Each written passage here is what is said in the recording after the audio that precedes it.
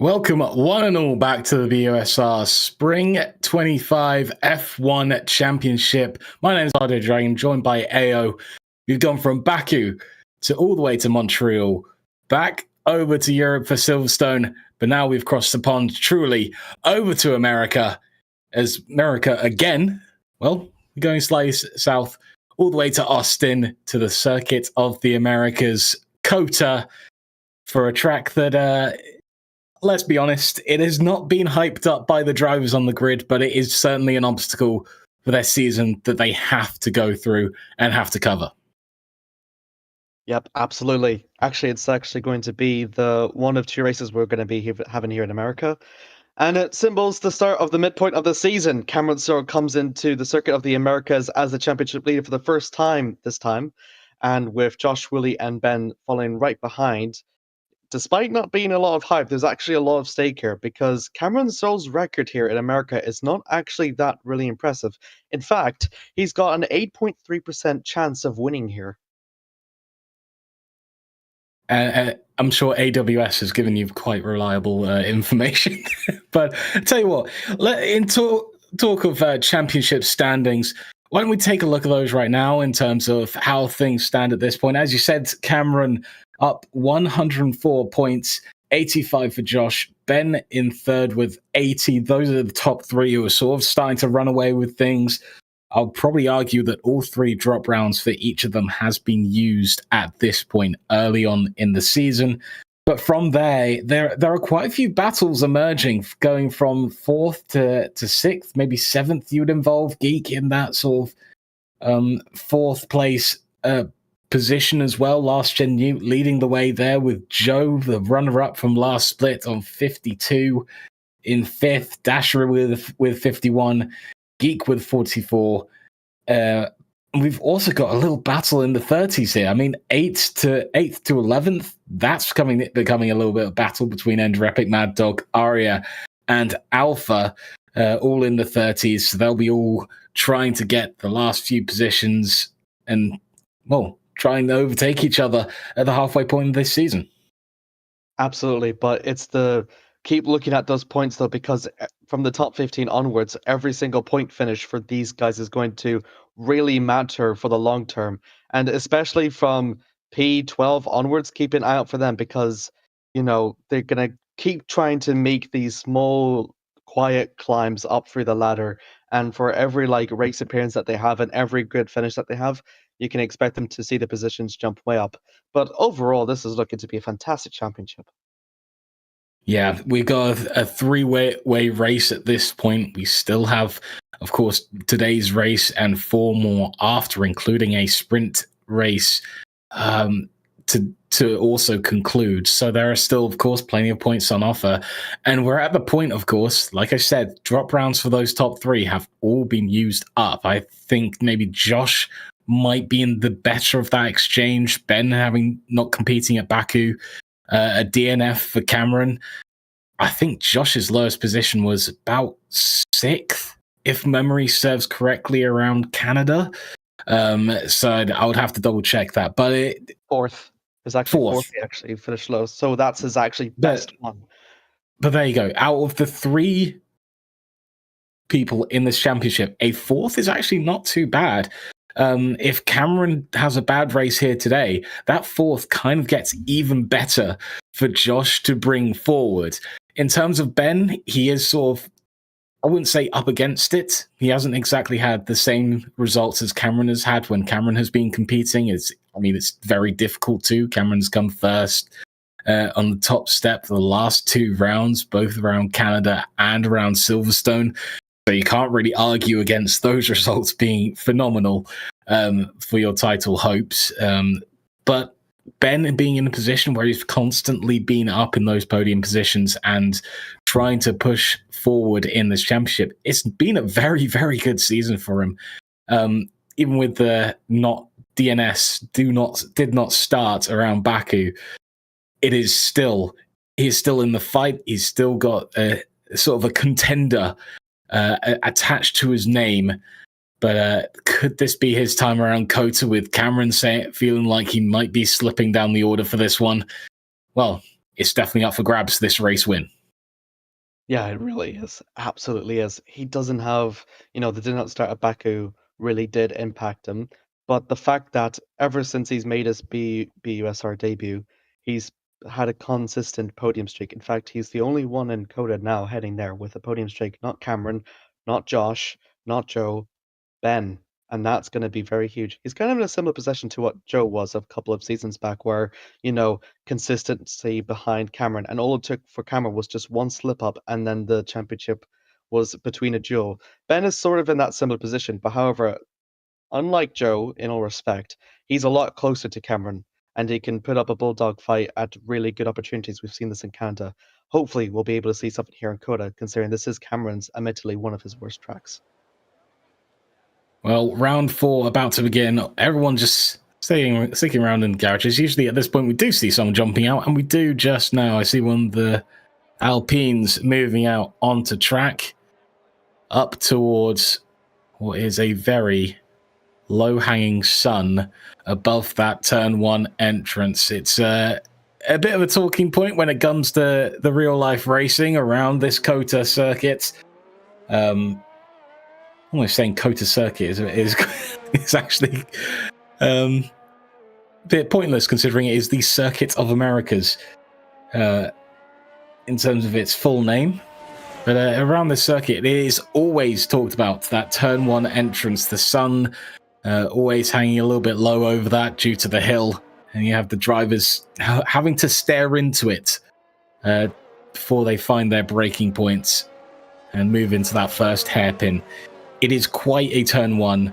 It is quite difficult to get around when you're just learning the track. I think quite frequently today in my usual drive around the circuit, that first turn I don't think I got right. Maybe once or twice I got it perfectly, or at least perfect by my standards. But for these drivers, especially the guys in the top order, it will be no problem today.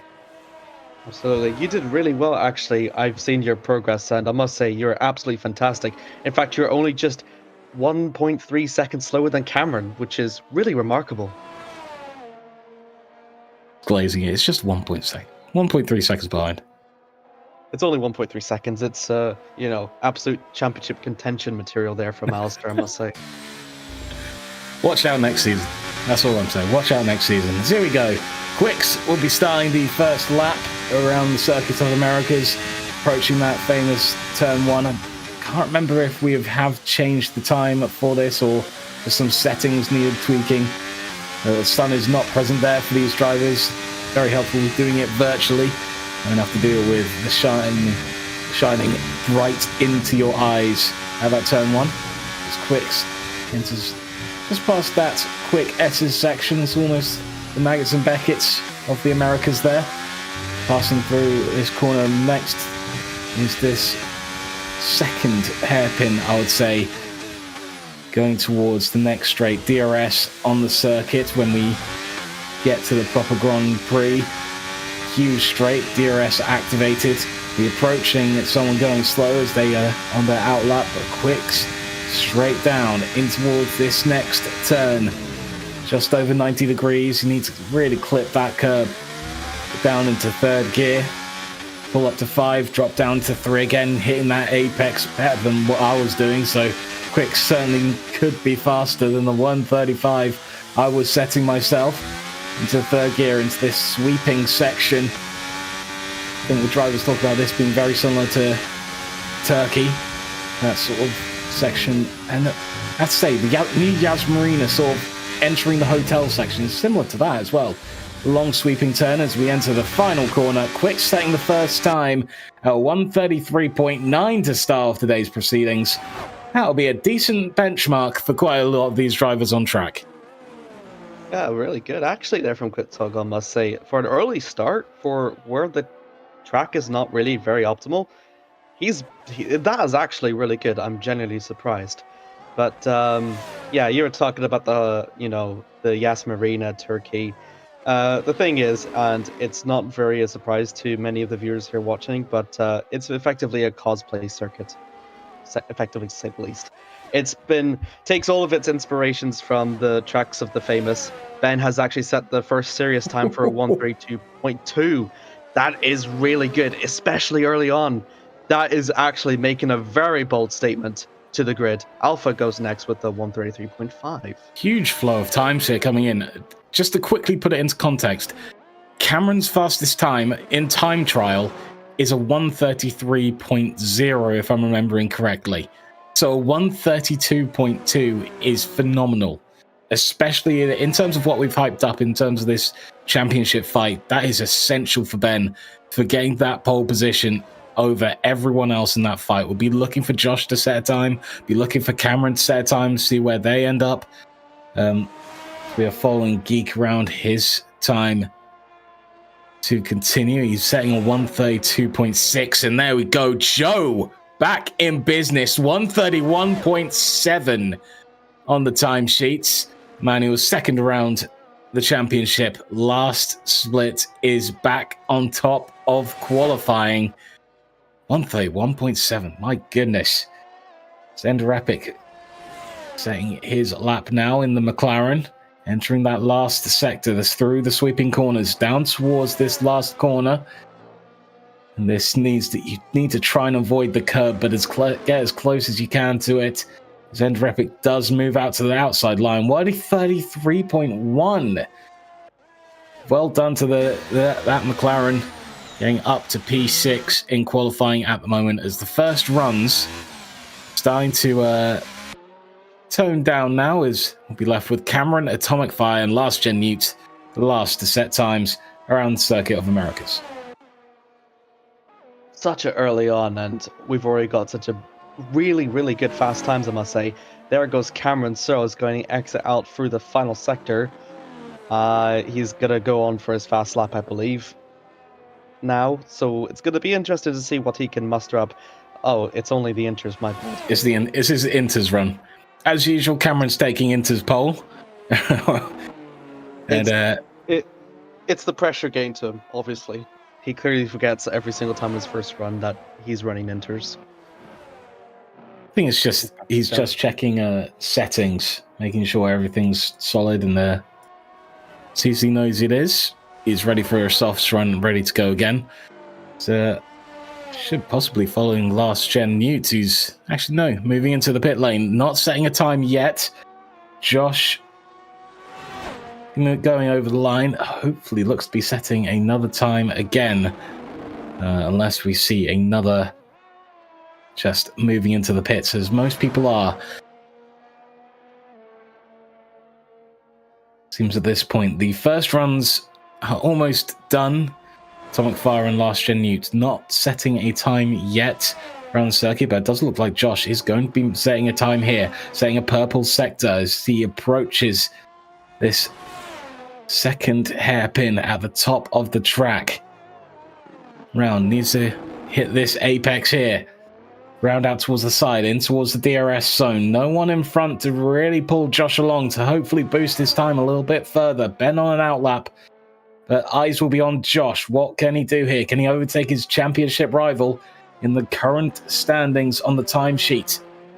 As he starts to move towards this final sector of the COTA track, in towards this S shape part of the circuit, round this corner, round into this sweeping section. Best I can do without the corner names blaring up in my face. As we move towards the final two corners. Last one for Josh. What time we'll be looking at? 1:30, 1:31 past, and it will be a 1:31.9. Moves up to P2. Ben drops down to P3. Josh just about overtaking to be on the second step on the podium. Clamoring lap from him, especially without any of that traffic. As you mentioned, no tow to help him out for the straights, but it's also a bit of a benefit to him because he doesn't have that dirty air navigating through those corners. So for Josh to set that lap time in this stage of the qualified session can provide much more of a benefit than that of a disadvantage for him, as you could just see this traffic is slowly start to ramp up a little bit as they go for their second runs again. yellow flags in sector 2 popping up. No, it's just drivers overtaking, slowing down. Atomic Fire, I think, allowing a few people to pass. They Actually, are on their laps. first retirement. I think the first retirement from Finn, I believe, was a collision down at turn 7. So it's just, unlike the other tracks they've actually have here on the calendar, the series of S's means that you really need to keep your car straightened and, not take too much advantage into those curbs. Otherwise, you're going to spin off and unfortunately get into the wall as Mad Dog gets himself still into P5 without improvement. Chaotic in the pits. What is happening, I must say, here in the closing stages of this qualifying? I'm fairly excited to say, despite none of the hype here that these drivers have said, it's looking to be one of our most competitive qualifying sessions of the year. I mean, Silverstone, everyone knew it was going to be a very close qualifying session at that, but COTA is providing as well. As Atomic Fire starting their first timed lap. Last Gen Newt still yet to set something. And Cameron on an outlap also yet to set a serious time other than that Inter's pole. Currently sits him 15th above the two drivers who have not yet posted a time. Last Gen Newt heading towards second hairpin at the top of the track. Around this corner on towards the DRS section. He's staring into the sun just a little bit as well, going down this portion of the track, staring up into the sky. As I have to say, the F1 game does make this track look really nice. It's a shame about how it drives. As we this concludes the second sector, a purple sector for Last Gen Newt. What? Let's take a look at this. This could be a quite interesting finish to this lap, going through a sort of slightly banked section on towards the sweeping corners, out towards the last two corners to finish up this lap. Turn taken, last turn on towards the home straight. Last Gen Newt might have a purple sector. It is only an improvement up to P7. Will join the Papaya on what is going to be, well, just behind him. Ender Epic on... Oh, my brain's gone. I've forgotten what row it is. Oh, there we go. The third and fourth rows. Joe sets a faster time. 1:31.6. Like, he's putting a stamp on this. He's ensuring no one overtakes him in the last few attempts around this track. 5 minutes remaining. Joe sits on top of qualifying. Oh my god, Cameron Soul's 0.3 faster than his previous lap. This is going to be an absolute barnstormer of a lap from him. His previous run, obviously the best run that we've seen all qualifying session long in his inters. So hopefully with a set of softs, what can he muster here? Coming up for the final sector, down turn 19, going a bit more on the curb a bit. That's really risky. Luckily, it's not going to be much of a disadvantage to him. Out of turn 20, he musters only just second on his first run, and only barely 0.5 faster than Wooly. 500ths. 500ths, thank you. There you go. That is still incredibly close on a track that he has said is not quite his favorite to drive around. Still sitting in P2. Well, look at this. This is quite a familiar sight. If you were watching last time out in the winter split, Joe and Cameron fighting for a pole position to get themselves in a prime point on the circuit to try and win a race. That's what we kind of saw around last season, but in terms of this one, Josh and Ben will be looking to set faster times.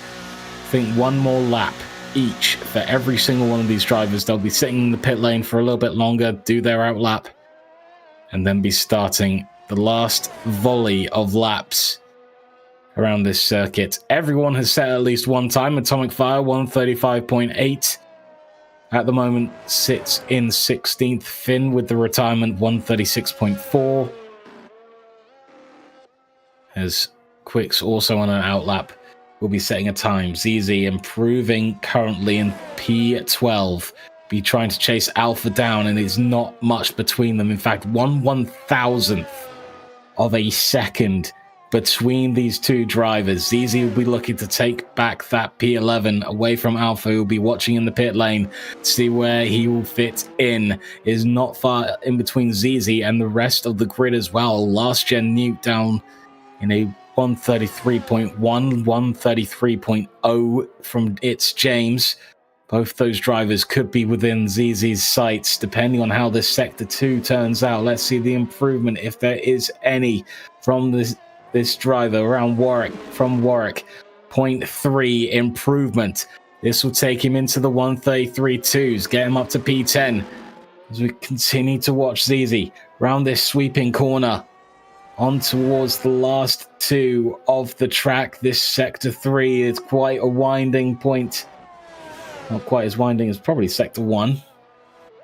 Going towards the last turn, ZZ taking the apex out wide, not challenging the track limits. 132.9 from ZZ up to P8. What a fantastic final sector to gain so much time on those around. I'm more impressed by your prediction for Sadio crack into the top 10 with that, and he actually did, and broke into the 133 mark as well, 32.998. Really good there from Easy. It's going to help bump his Aston Martin up into the top 10 echelon, where he is pretty much consistently has been all championship long. Now, Cameron here has taken a 10th or so far in Sector 2. Just a 10th faster, will not yet be challenging Joe's time, unless this is also an absolute barnstormer of a Sector 3. Out, not quite as wide, out in that last turn, in towards the final, in towards the straight. Cameron rocking the Josh's dad name, but will still be short.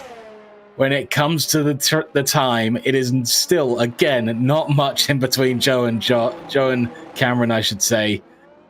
But it's still not enough to take P1 off the Aston Martin driver. I think he's slowing down. I think he may have conceded either that or it's a bad line off of turn 1. If that's the case, then it's Joe's pretty much pole position to lose. C for Willie and C for Joe. Joe's going to try and go for another improvement again. Josh is going to try and go for improvement. And Ben, he's invalidated his lap, so the best that he could do now is P4. See how the rest of his race will turn out. Mad Dog taking a little bit of time off around this Austin circuit. Josh about to start at the proper time as well. Ender Epic will be on an outlap, see if he has enough time to get around. With time ticking down, 39 seconds remaining for a lot of these drivers as Mad Dog is starting to approach the long S sections in Sector 3. Down this straight, what sort of time has been taken off by Mad Dog, or will this be where he sits in P7? And that'll be a 10th off, 0.151 taken off the time into Sector 3. We've seen a lot of improvements from these drivers going into this final sector. Geek losing a 10th. I think that might be his race run in qualifying. It's James in Sector 1. Again, taking a little bit of time off. We've reached the end of qualifying. As Ben will have the checkered flag waved, will be in P4. Mad Dog has improved 2/10 up to P5. Ender Epic is also done for today in qualifying in P6. Geek is on one final lap, but I think it might have been race run as well. Chaotic in P15, looking to improve here. A lot of time being saved by drivers, as I've been saying, around in this Sector 3. What sort of time will Chaotic be saving on? It might just be throwing away as we go through the final corner up towards the start-finish line. A gain of 0.8 as Josh improves by 0.2. It is still not going to be enough to overtake Cameron, but look at that top 3. That is very, very little between all of them. I think that's 0.11 that separates each of them. In terms, actually no, it's literally 0.111 between Joe and Josh in the top 3. Phenomenal driving from each one of them. As the last few cross over the line, it will be Joe from Cameron to Josh Unless this final part of the track says something different. Cameron through the last corner, up into the 31s. I think it was already done for him, Baby Yagi. 133.4, I believe, just before he saw it end. But there we go. Joe, P1 around Austin. Really great from him. That was a really close qualifying session. Geek managed to improve in the last minute. Biggest skater for him. He climbs up, back himself up into fourth. So keep an eye on that top five. That top five is bound to be producing some race winner in that fight. But Joe actually really needed that pole position to rescue his championship hopes from what he experienced for the last two races. So this is really big for him. Yeah, he's in a fight of his own right now in terms of what we see from about fourth to sixth. I think it was when we were talking about all the drivers outside of the top three. Joe will want to pull away from them as much as he possibly can, given the situation that he's found himself in with the title fight. There you go. Joe in P5 at the moment. Last gen Newt with 58 points. Joe with 52. Dasher not racing today, 51. And Geek sort of just outside that on 44 in P7. So Joe taking pole position. This could be lining up big gains on all of those drivers and putting it beyond doubt that maybe with a win, he could be back in that podium fight. And with Cameron having a very, very bad day, it could be mean a lot of things for that sort of top section of drivers. Yeah, absolutely. Of course, Cameron has done really great for his race pace. It's a similar situation back in Silverstone when qualifying was really close, but then come the race, he managed to persevere, pull through, and with the right calls, he managed to win the race, which was really chaotic on track. Not off track. Off track, well, like in terms of incidents, it was relatively, good because it's not close to the barriers. Here in Circuit of the Americas, it's going to be the same. So if Cameron really wants to try to win this race, he really needs to pull his strategy cards right and have good luck again. In fact, for most of these top five that want to win the race, it really is just down to luck, isn't it?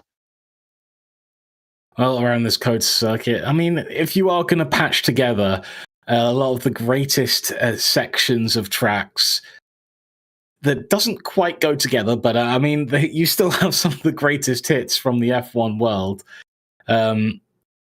You might as well have some of the best drivers, and you need to put on your best performances. I don't think this is going to be about luck today, unless all of a sudden the clouds just come over this Austin circuit and launch a deluge of rain.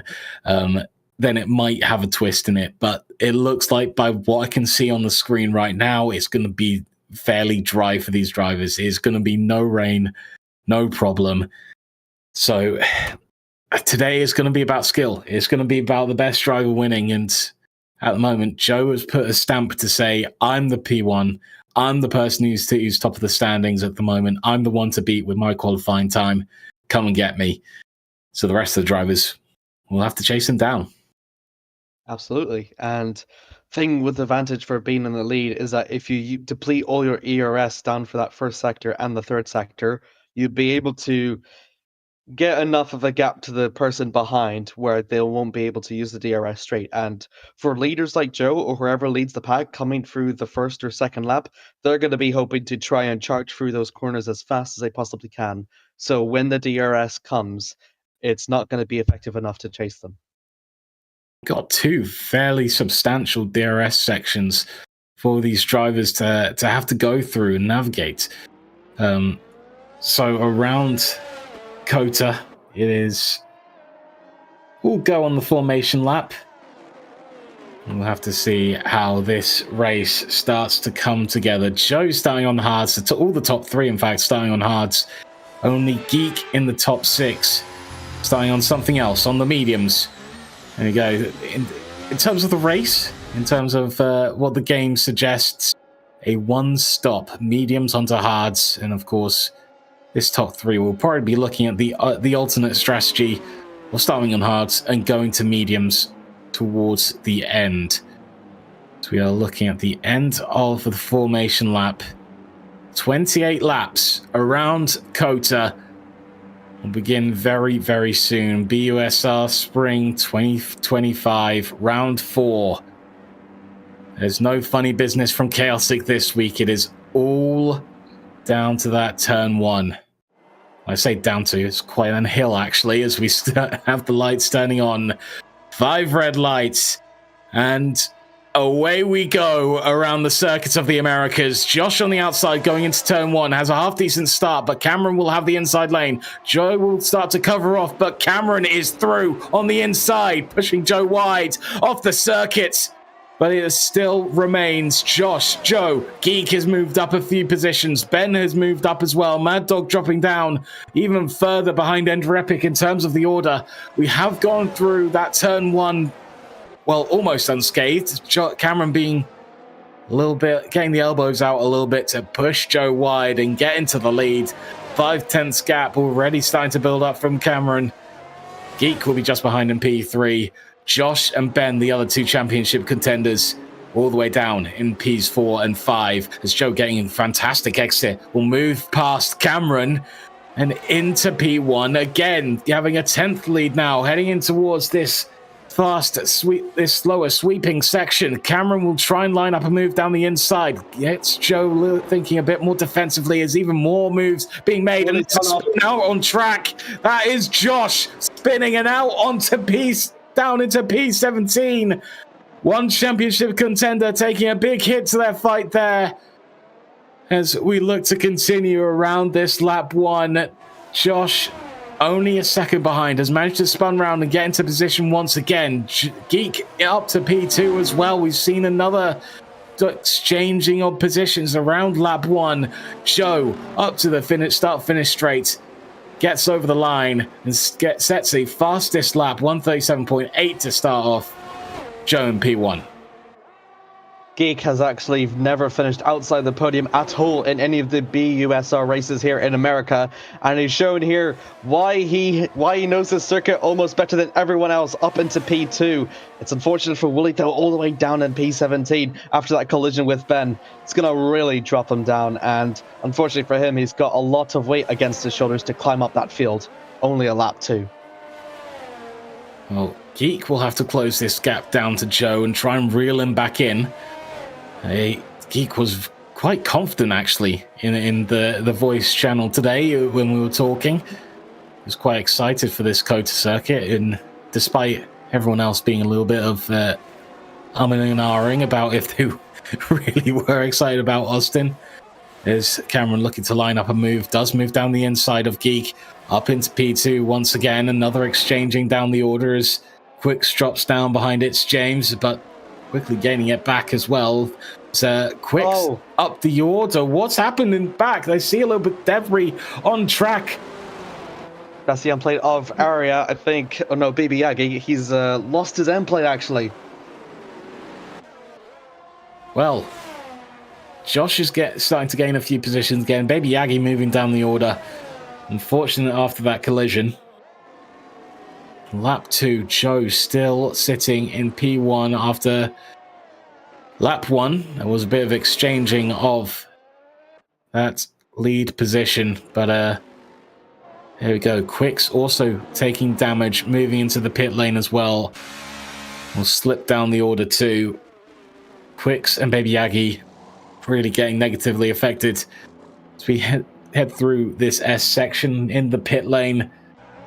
Is Quicks as we follow. What a camera angle that is. I tell you what, a fair few of these camera angles done by the F1 game look fantastic as we followed all these drivers through these final few sections, through the top of the track. Another fight going down the order. Mad Dog and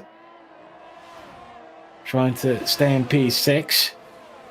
Chaotic, Alpha, Last Gen Newt, all very, very close together.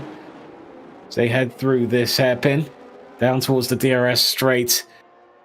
Just a reminder that all this drama has happened before you've even activated DRS. It will be this lap, I believe. Oh, is it?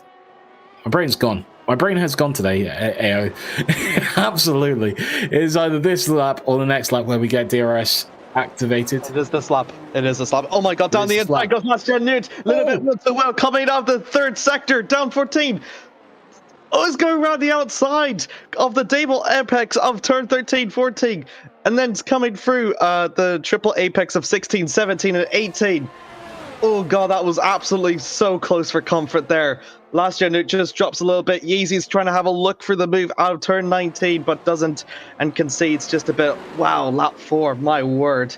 That was super close. Almost a collision there. Tension draws to the front. Now Joe's trying to go, lost the position actually to Cameron Sell. This is for the lead, heading for the first sector through the series of S's. Joe needs to keep behind Cameron as possibly as he can, because it's that DRS straight that he's hoping to get out of turn 11.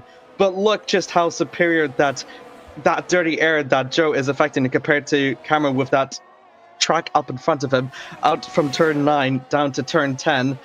It's going to be interesting. Joe just needs to keep underneath Cameron by just that second. The question is, how long can he do it? Those two are in a fight on their own because Ben is only a second away, so he's not going to get the DRS here. He's starting to have a train generated behind Geek and Ender Epic following along. It's slow but surely Mad Dog also entering that DRS train as well. It's James 5 seconds behind. Chaotic another 2 seconds. Last Gen New, ZZ, Jacans, and Josh all in a fight as well, as seems to have connection issues, I think. A connection issue, yeah.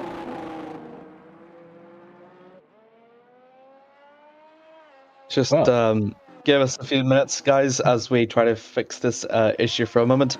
Cameron still leads with Joe in second, followed by Ben in third, and then followed by him behind is Geek in fourth. Already in a, must say, within the 4 laps, so you've seen a very exciting American Grand Prix so far. Well, last week was interesting in terms of a glitch. This time it seems to be being a little bit more widespread than just chaotic experience and some weird happenings. So just on my screen, I saw Joe get pushed into a wall by another driver behind. Oh, goodness. Well, an interesting start to the race. I mean, a battle already forming up front. That's going to be reset just a little bit with this weird connection issue going on. As I believe we are all going to be just restarting the lobby for all of the issues. So back to the race in a moment. But as we saw, Joe holding his own out front, Cameron fighting back, having to overtake his teammate in terms of the Red Bull on track. But Geek showing up as well. I think that has to be said. Geek was holding that P2 for quite a while there, sticking behind Joe until it was passed by a teammate. So it looks like this COTA race, this Austin track is going to be fought over by 3 drivers, unless this restart has something about it that causes that narrative to change.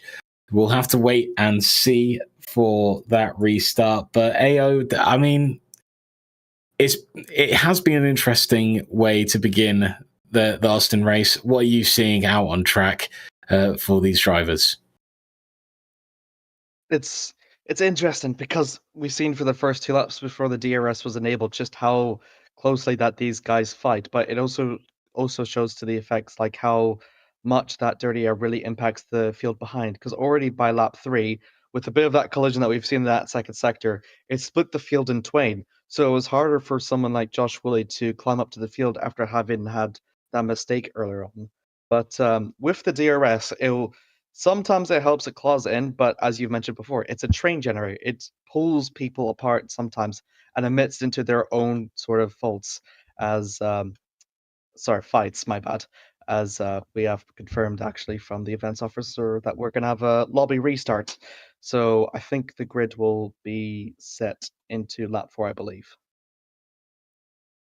So yeah, a lobby restart. I would hope to think it would be restarting from about 4 laps in, but I'm not sure if we can actually take those laps off properly. So it might be just a full race restart. I would want to hear from Josh to see what is going to be happening. Of course, Josh, one of the title contenders, but also one of the amazing race officials and sort of admins that we have also taking part. So it was a bit suspicious, and a joke going around after he won in Baku that he was doing something. But no, Josh has been doing everything by the book and been doing a great job, and also keeping us in the know as well. So it's as much as we joke around about the Baku win, it was all fair, legit, and squeaky clean. Well, we'll have to reset and restart. All these drivers will. Joe possibly starting from P1 again. We'll see how the order changes. That's what I'll be interesting to find out. And I might ping that question over to Josh as well to just see what is going on with that. But anyway, it has been, well, we saw the collision. We saw the entire lobby starting to get splintered into different DRS trains. If we do get a race restart, full 28 laps again, but with the grid as it ended, Josh is a big loser in that. Arguably Cameron a winner, but we did see that turn one throw up a few things. But so far with this race, if we restart with the positions, who do you think our biggest winners and losers are around COTA?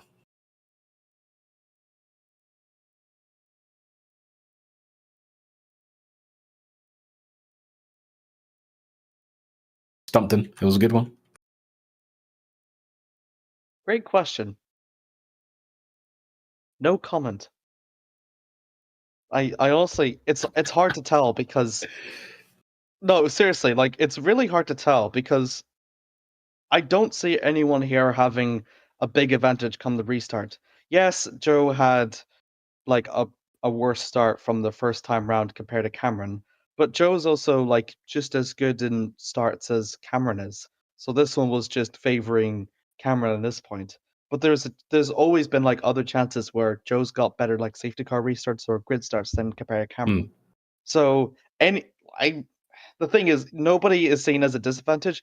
The biggest obvious advantage is obviously Willie, because if it actually starts from lap one, because as you've mentioned before, the F1 game doesn't allow manual starts, then he's obviously going to be the biggest winner because comparing P17 or P16 where he was in lap 4 to compare to what, 4th, then that's a big positive. And for Cameron, Josh, Geek, and Ben, who were in the midst of a four-way car for the lead, having that extra car can be as much as an advantage to them as it is a disadvantage, because the DRS train means that their DRS is going to be more effective for them because of the more aerodynamics passing by, but it's also going to be a disadvantage because of the first sector and the third sector producing that dirty air. The further back you are, so if Willie was in P5, he's going to be pulled away from it even further compared to, say, Joe and Cameron, which are going to be fighting for the lead. So it's going to be interesting to see, because COTA's, well, from the two DRS straights we have and then the two corner sectors, it's a fairly balanced circuit. And honestly, I'm just hoping for the restart we don't see any terrorism down turn one. But yes, it is going to be a full race restart. The grid from lap 3 onwards. So unfortunately, I think that does include the collision with Josh. He'll be moving down the order along with quite a few. I believe lap 3, Joe was leading. So it looks like, I think it is going to be Joe, Geek, Cameron, or Joe, Cameron, Geek. I can't remember if the overtake had happened yet between Cameron and Geek at that point. I think it might have just happened. So reversing that is going to be Joe, Cameron, Geek as our top 3 to start off this full race restart. So we don't just get 28 laps around COTA. It's looking like we're going to get 32 as the order does stand from lap 3 onward. Well, lap 3 backwards. As we're still waiting for the last few drivers to join the lobby. So, going back to that question, I think it does make it a little bit simpler. The biggest winners, I think, is going to be Joe. Did move back into P2. Will now be starting again from P1. It's almost that same front row restart again with Cameron back in, I would say, arguably in a bit more advantageous position. He did make that move very quickly on lap 1 to move down the inside of Joe. Joe's going to have to be wary of that, get the start right this time around. The biggest loser has to be Josh. I mean, big spin, big collision, has to move back. I think maybe the good part of that, I'm not sure if he did get any floor damage, but that's going to be reset. And so is the gap between everyone else. He doesn't have to worry about the pit stop time gap. That's already solved with the restart. So there are things that will help Josh get back into the fight, but he has a long road ahead of him. But at least he's got the full 28 laps ahead as well. So it is, going to be an interesting restart with all these drivers maybe reconsidering strategy with the first few laps. But honestly, I think with 4 laps, there is not enough there to make you fully reconsider everything that you started with. So I think we're still going to see maybe the top few start on hards. Maybe Geek, believe he started on the mediums, one of the top 6 that didn't start on hards. I think he'll stay on the mediums and look to be challenging the top 2 once more. Yeah, I'm just looking through the restart down through lap 4, and will he start? I think if it crosses the line, Willie does start in P13, so that's going to be a bit more manageable for him to climb up the field. Again, everyone's more bundled up, so if he is faster than everyone, and hopefully he can maybe able to make some gains up into the top 10, maybe within lap 1 if he is lucky. Geek does start in P3 behind Cameron and Joe, and then Ben and Ender 4th and 5th. So for that, how that field looks, it's going to be quite interesting. Some drivers are obviously going to be benefiting a lot from it as they climb a bit higher than compared to others. But for Willie, it's a lot more. It's a lot more of a manageable task for him for P13 to climb up. Well, lobby has started, and it looks like in just a moment we'll begin once more. I think with these race restarts, it's most likely going to be no formation lap as well. We'll just be going straight into the Grand Prix, the feature race, the main event of this week's action. So, here we go. Do we predict anything different's going to happen? I think turn 1 might be very similar in terms of what we saw first time. And for this restart, I think Cameron's going to get slightly better start, get down the inside, get up into P1. We might see a few more battles going up and down the grid. We also might see a few more people sort of back out of a few moves. They might have learned their lesson from the first time around, realized what was not going to work, what was. So we might have a balance of some people backing out of things that they previously went for in the first attempt at the start. But we also might see a lot more accidents happen as people get a little bit braver with this second attempt. As we are still just waiting for players to load in. It is one of those points in time where the casters start to waffle and they just sort of try and find topics to talk about, because we know we can't throw to a break. A bit of transparency here. We can't throw to a break because it's too close to the start of action, but we'll also run out of topics completely in terms of what we can talk about. So, honestly, Alistair, fantastic. But I mean, COTA, in terms of the circuit as well, it's one of 3 tracks on the F1 calendar this year. We're staying with Miami, staying with Las Vegas. We're going to COTA. We've just had F1 testing as well around Bahrain. The races start on the 13th of March, if I'm thinking correctly. So that's 2 weeks' time.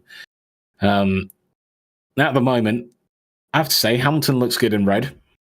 Hamilton's looking good in red. I mean, the Ferrari looks decent, but of course, most of the teams are sandbagging at this point, maybe just breaking towards the start-finish line. McLaren is looking good. They haven't gone in the direction that they started off last season with. Ayo, have you been watching testing, or have you been elsewhere? I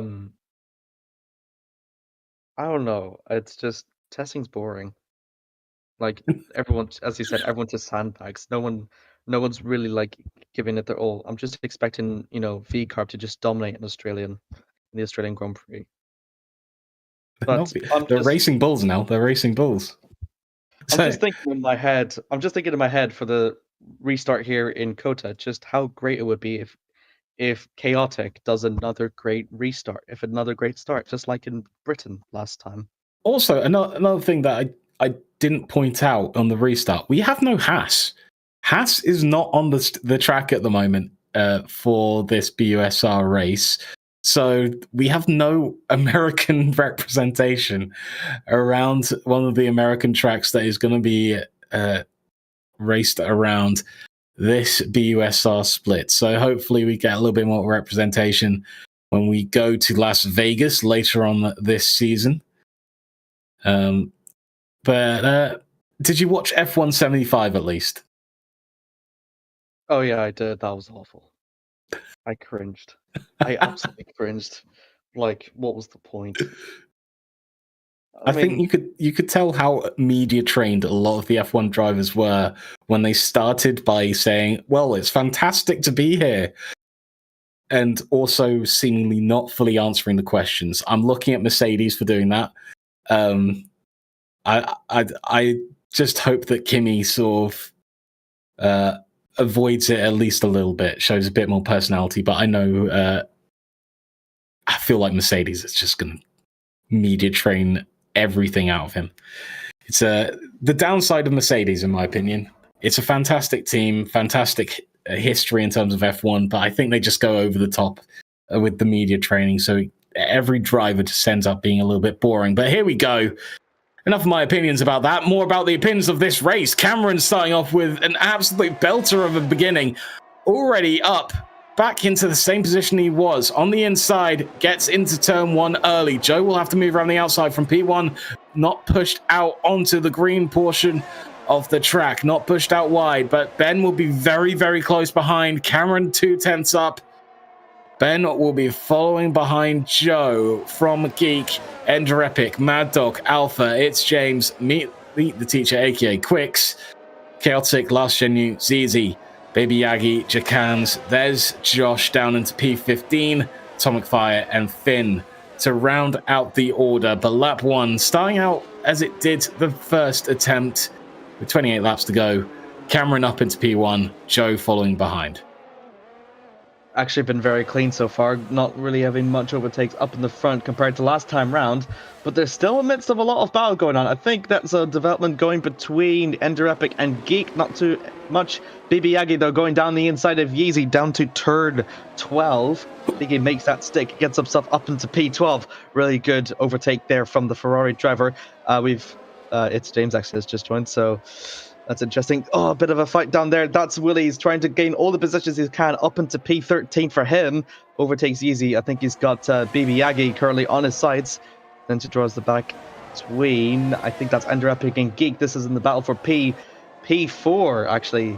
Ender Epic was actually nowhere near for the top three, but now he's actually, with this good restart, he's got himself, right in contention for a podium. I think it's his second. It's going to be his second podium if he wins this event, I believe. So, through turn one, Cameron still leading the way as all the other fights. Josh will be wanting to move up from P13. Jacan's in the pit lane, so obviously taking some form of damage with fight down the order. Joe following on behind from Cameron. And, continuing to look down the order. We haven't quite splintered off yet. We are getting split up a little bit. Alpha with a growing gap between himself and Mad Dog, starting to try and shorten it a little bit. Chaotic split off from Last Gen Mute, and Atomic Fire and Finn, Jacans, all of them as well, split off into their own section. But that top six is where this fight is going to be. Is starting to form quite a train up there. Cameron, Joe, Ben, Geek, Ender Epic, and Mad Dog, all in that top six, all within DRS range for when that gets enabled next lap. Absolutely. Just keep an eye out for those time intervals between Josh and Cameron. It is still 5/10. So that means that if Joe will be able to hold on come the next lap and a half, or next half a lap, he's going to get that DRS, and that's going to be all the benefit to him and all the disadvantage to Cameron. So just keep an eye out for that and just see. Cameron has set a new faster time of 36.1, expected to go even faster. Lap 3, the DRS is now enabled. So now it's just one sector for a lot of these drivers to start their own overtaking battles. Ben is also following behind and is actually fairly close to Joe. So this is going to be a potential three-way for the lead as Geek is slowly just fading out from that P3 battle. So it's going to be a bit of a luck for him as they go for the series of S's down through turn 5, around through 6, through 9, and then 10. My bad. These corner names are absolutely horrific. Downhill then through the second hairpin of turn 11, and this is where the DRS straight now comes into play. Actually, Geek is within the DRS zone, so this is going to be a pretty long DRS train for all of them. Joe's going to be the first for the DRS, and we're going to see that deficit close up even more. It's going to going through to the third sector for him as they approach through turn 12. Not quite close enough to make any sort of move. You could start to see that it was almost lining something up, moving in towards the inside. Quicks and Alpha exchanging positions, going in towards this 12, 13, 14, 15, 16 complex. And of course down into the sweeping 17 and 18 corners. That fight is slowly starting to separate. It's slowly starting to get into their positions. Cameron still leading the way. Geek outside of DRS now. It's sort of on the edge though. 1 second, it'll drop to 9/10. Joe will try again at reeling in reeling in Cameron here. Only drops it down to a 4/10 gap. As again, Quicks finding a way past Alpha going into turn 1. We'll be trying to maintain that through the S's as we again go up the order back to Joe. We'll be hoping to get a much closer to Cameron through this section of track. Ender Epic hoping to try and catch up with Geek. Make the overtake as well. We are starting to definitely see the more splintering going on in this order. Geek is definitely outside of DRS now as we go up the order again. Joe is inside DRS onto the straight. The rear wing opens. 4/10, starting to shorten and shorten. Going into this corner. Will a move be made? No, just relaxes and coasts in to just follow Cameron through. Slowly but surely, the gap is shortening quite a lot between these two drives, going into 12, 13, 14, and 15. We move in towards 17 and 18. The gap just widens a little bit more. Maybe this is the pattern that Joe will definitely not like and not enjoy. As Cameron still leading with a 5/10, 6/10 gap in towards turn 20. And down the home stretch in towards lap 5. Joe still behind us. Sector 3, there's a spin on track. Last gen Newt spinning. Does recover. And we'll move on with the race. But down into P13 for him. Joe still unable to reel in Cameron in through the S's. Joe needs to just catch up. Stay within range of the overtake. I'd say, considering the last few laps we've seen, he needs to be about 3/10 off to line up the move, but he just can't keep Cameron within sight going into the DRS straight. Last attempt here, if he can, going into top turn 11 hairpin, but will be just definitely outside that 3/10 gap. It will be shorter now as DRS opens, but there will not be a move made in the top order today. As we do look back down, Josh is slowly climbing up the order, and Chaotic will be the next one on his list. Alpha moving past Quicks as well at the same time. Josh heading into these final few corners as we move into the classic 12, 13, 14, 15 slightly banked corners.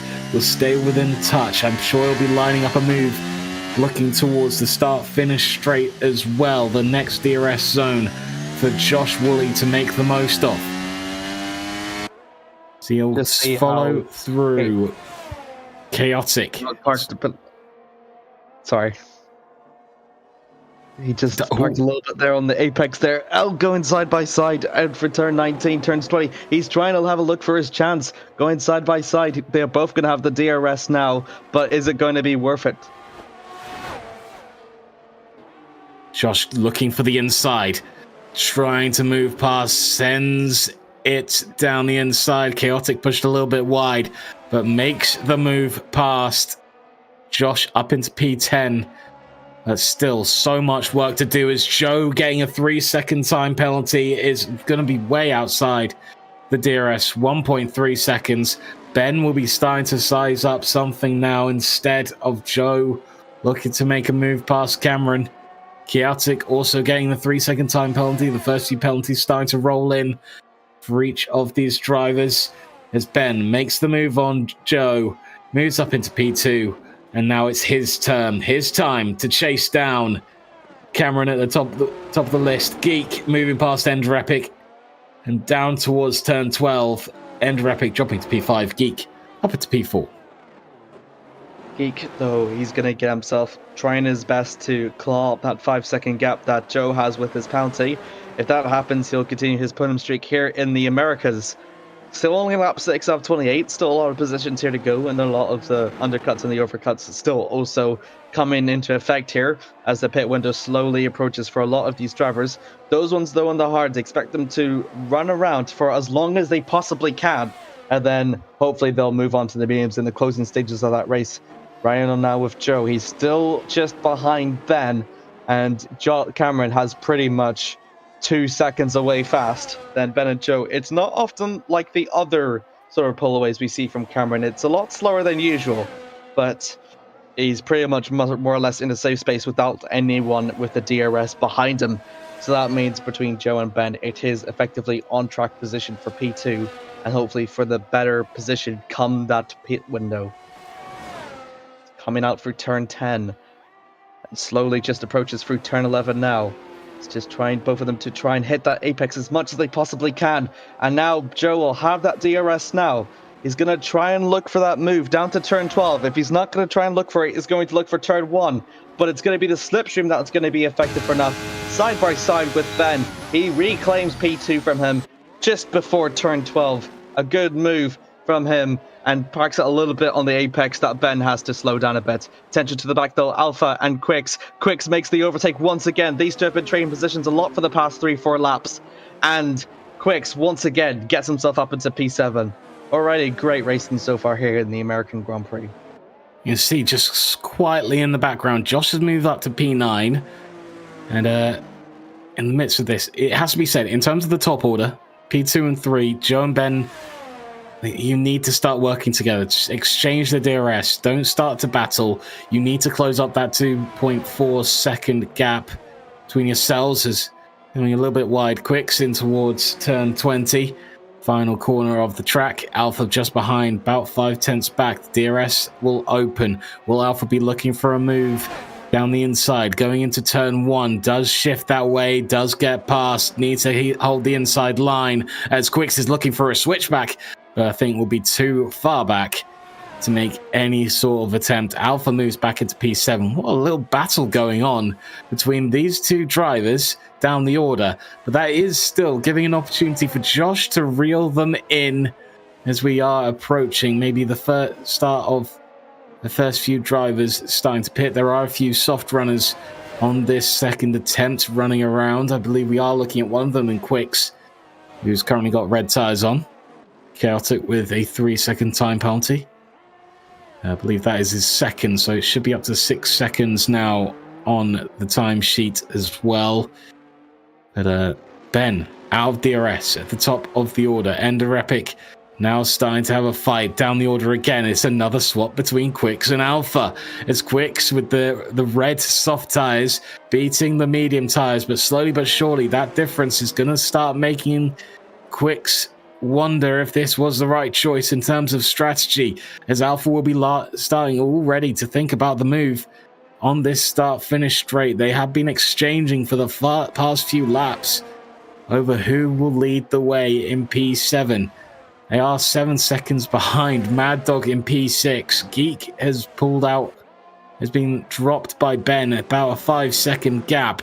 As we move to the start-finish straight, Quicks, Alpha behind, DRS open, Slipstream set in. Quicks will move towards the inside, forces Alpha to the outside, and that's very, very good movement and defense from Quicks. Will keep him behind on the home stretch, and Alpha will just have to wait a little bit longer as Josh, watching these two fight, will start to approach and start to evaluate the situation.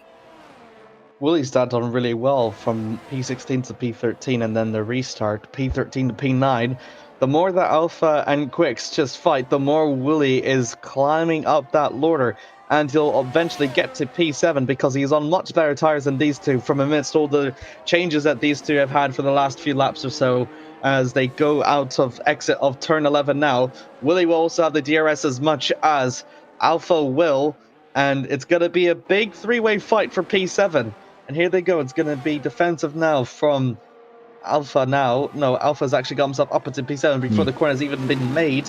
And it's a clean move from him. But again, Willie is just already closed up already with that DRS. Approaching for the third sector now. He just needs to keep behind because he knows he'll be able to capitalize if these two manage to fight again. And one of these two will be aware of it and go on the defensive on Willie. Someone has to make that choice if he wants to keep them behind as lap 10 approaches for the rest of these drivers. Cameron has already moved onto it. There's see Wooly already approaching 19, pass through, goes a little bit wide on towards 20, hits the apex there, and now DRS will be open, but for these back two it'll be a little bit of a struggle for Wooly to pass one with DRS open. We'll have to wait behind a little bit longer perhaps as he does opt to just follow along, not moving towards the inside, going for a dive into the corner. Does get level with Quicks there as we approach the S section.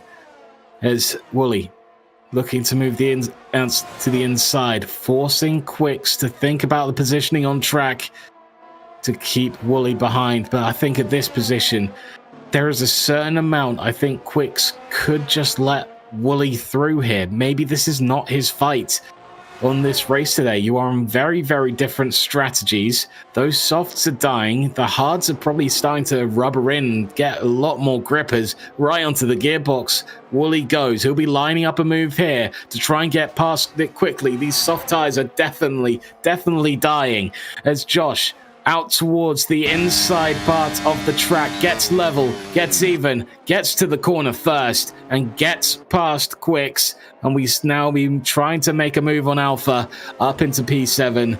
Wooly, P8, Quicks, P9. Now, Quicks just needs to do is he just needs to keep behind Wooly as much as he can, because if these two amidst fight, he could come off better off and overtake Alpha, which I think from the past 5 laps is what he has been desiring to do and make it stick. So he's just going to try his best there. But as you said, those softs are dying as Wooly goes wide. And that's not going to be good for him. Meet the teacher as Quicks has got himself a 3-second time penalty out of the track extension as well. So that's going to be a big effect to him. Collision there with Atomic Fire, I believe, if I'm not... No, it's Finn. Out of turn number 14 as Wooly slowly gets himself onto the back of Alpha. This is another overtake for him to add to the cards for P7. Wooly's actually done really well, I must say, with all the progress that he's made and all the great and clean overtakes he's done. He's never been needlessly behind another car or has had so much aggressive defensing on his part. He's, you know, done really good, really smart overtakes, all in the DRS. It's never taken any risks. And as a result, not only is he catching up to the field a lot, but it's also preserving those hard tires that he's been trying to keep through all this race. The only issue now is that gap between himself and Mad Dog in P6 has started to grow. It's starting to approach 9 seconds now as Wooly will make the pass down the DRS straight.